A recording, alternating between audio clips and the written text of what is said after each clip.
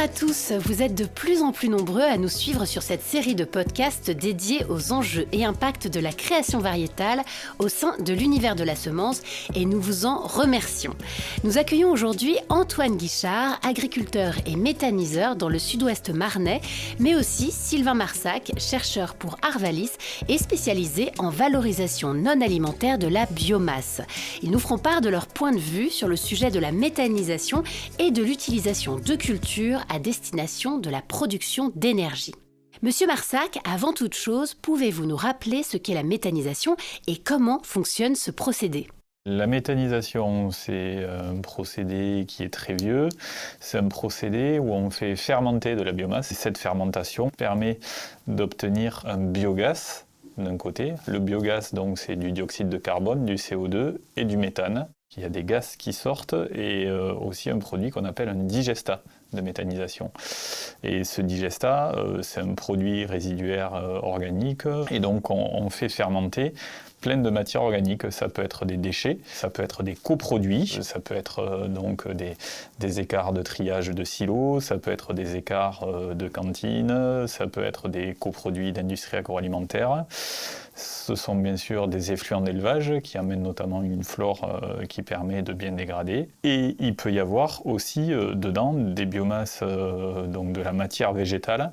Et cette matière végétale, donc qu'on appelle biomasse, elles viennent notamment d'agriculteurs. Et là-dedans, on peut faire la différence entre des biomasses qu'on appelle des cultures principales ou dédiées, qui, elles, sont plafonnées à 15% en masse dans les méthaniseurs. On n'a pas le droit d'en mettre plus de 15% pour ne pas créer de compétition d'usage avec les valorisations alimentaires. Et après, on peut aussi produire en interculture, donc entre deux cultures principales. On peut essayer de produire de la biomasse, c'est ce qu'on appelle couramment des cives, des cultures intermédiaires à vocation énergétique. Monsieur Guichard, vous avez créé votre unité de méthanisation sur votre exploitation.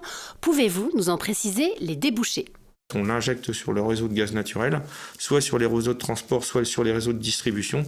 À peu près 70% de la recette provient de coproduits industriels, agroalimentaires, plutôt locaux. Et puis 30% provient de biomasse issue de nos exploitations et de quelques exploitations voisines qui ont fait le choix de nous accompagner à la fois sur la production de biomasse. Pouvez-vous nous dire pourquoi il est intéressant de faire de la méthanisation ? La méthanisation, elle est là pour produire une énergie renouvelable et donc lutter en effet contre le changement climatique. La partie de biomasse qui reste à la fois dans les chaumes et dans les racines, elle est suffisamment importante pour stocker une partie de carbone dans les sols. Et si on ramène en plus du digestat, donc le coproduit de la méthanisation, on va ramener du carbone qui est aussi stabilisé. Et pour vous, monsieur Guichard, quelles ont été les motivations qui vous ont poussé à vous lancer dans la méthanisation ? La réflexion fait qu'aujourd'hui, voilà, le monde va mal au niveau climatique. On est en surchauffe de partout. Et donc la réflexion a été de se dire à un moment, on essaye pas pour tout, mais pour une partie, de refonctionner en boucle un petit peu plus courte. On prend les coproduits du territoire, les coproduits de la ferme pour produire de l'énergie qui est injectée dans le réseau local et puis consommée donc par des consommateurs locaux, enfin voilà, que ce soit industriel ou ville alentour. Et puis dans le même temps récupérer derrière le digestat qui maintenant sert de base à la fertilisation des exploitations, donc à la fois pour les fumeurs de fond et puis pour les fumures azotées. Selon vous, quels sont les critères de choix pour sélectionner des cultures adaptées à la méthanisation ? Alors l'objectif, c'est de produire de la biomasse. Il y a deux choses, produire de la biomasse avec globalement je vais mettre 3 critères derrière ça. Le premier, une biomasse qui soit riche, donc qui ait un potentiel de biométhane important.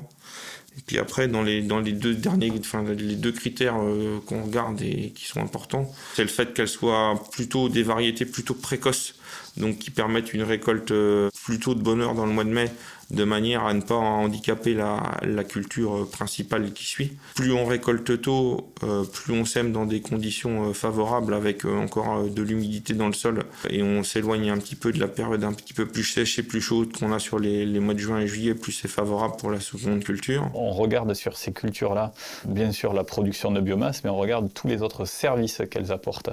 Et notamment à l'automne, ça peut être la couverture structure du sol. Donc le port et la rapidité d'installation, c'est des critères qui peuvent être regardés. Donc on ne peut pas faire des cultures intermédiaires dans n'importe quelle rotation. Il faut trouver la bonne place pour que cette culture ait le temps de s'exprimer. Il faut choisir les bonnes espèces et les bonnes variétés qui vont être productives, précoces, tolérantes.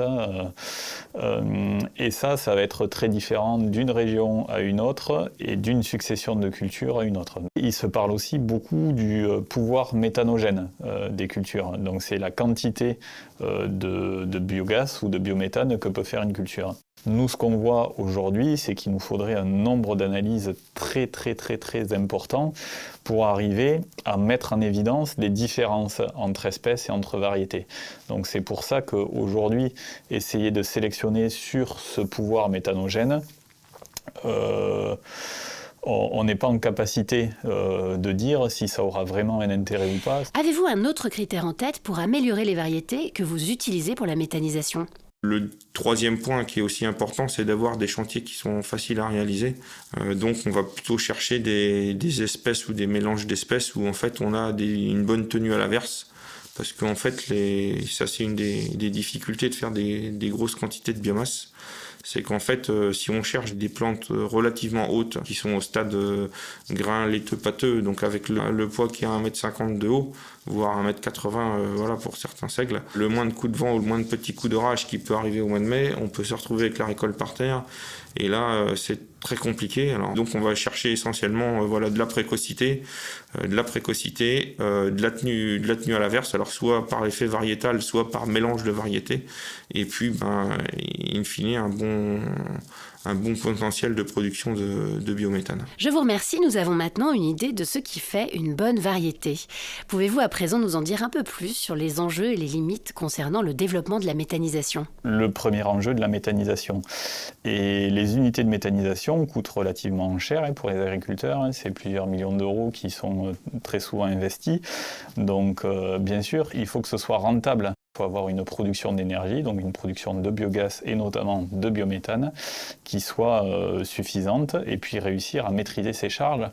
Donc avec les cultures, ce que l'on va rechercher, c'est qu'elles produisent bien, oui, mais aussi qu'elles aient un niveau de charge relativement faible, donc peu d'intrants et pas mal de services à la fois agronomiques et environnementaux avec peu de charge. On cherche à maximiser avec ces cultures intermédiaires tous les services, toutes les fonctions apportées par ces couverts d'interculture. Donc des fonctions agronomiques, amener de la matière organique, amener des éléments minéraux, piéger des éléments minéraux, améliorer aussi l'environnement en réduisant en réduisant les risques de lixiviation, de lessivage, en réduisant les risques d'érosion, etc. Donc il y a plein de services environnementaux et on cherche à y apporter des services économiques aussi et énergétiques. On doit s'adapter en permanence aux nouvelles filières, dont fait partie la méthanisation, au changement climatique. Aujourd'hui, on voit que les essais qui ont été faits sur les quelques dernières années nous ont apporté du plus. On parle aujourd'hui plutôt de mélange de variétés ou mélange même d'espèces. Donc aujourd'hui, mélanger 3 espèces pour faire une cive, c'est la recherche et les essais qui ont été faits au niveau des semenciers et des établissements multiplicateurs qui font qu'on en arrive là. Donc on a besoin de ça. Il y a encore plein de choses à peaufiner et à affiner. Auriez-vous une dernière précision à apporter, un dernier enjeu que vous souhaitez mettre en lumière ? Donc il y a une matière qui nourrit l'homme, nourrit l'animal, sert à faire de l'énergie, qui peut être sur une petite fraction la même. Cette même matière peut à la fois nourrir l'homme, l'animal ou faire de la méthanisation. Quand le marché est déprimé, effectivement, il est intéressant de valoriser en méthanisation. Je parle d'un point de vue économique, pas forcément environnemental. Le législateur a laissé liberté à l'agriculteur de pouvoir mettre 15%. On s'aperçoit néanmoins que c'est pas le sens des choses et qu'on est là pour valoriser des coproduits. On a une capacité de par la connaissance un petit peu plus fine de notre environnement, parce qu'on s'intéresse aux sources de biomasse, on s'intéresse à tous les coproduits qui sont dans notre environnement, qu'on a la capacité à capter du coproduit. Et donc, pour autant, ils sont nécessaires. On peut avoir une fermeture d'usine, on peut avoir une mauvaise année agricole. Et donc, à un moment, on ne peut pas arrêter ces unités de méthanisation, on ne peut pas les arrêter. Donc, on est content d'avoir ces cultures dédiées pour finalement gérer l'ajustement de la ration. Merci beaucoup d'avoir partagé avec nous vos connaissances et vos réflexions sur la méthanisation et merci à nos auditeurs pour leur écoute attentive. N'hésitez pas à vous rendre sur le portail SEMAE dont le lien est en description pour retrouver d'autres contenus sur la création variétale et l'univers de la semence. Au revoir et à bientôt.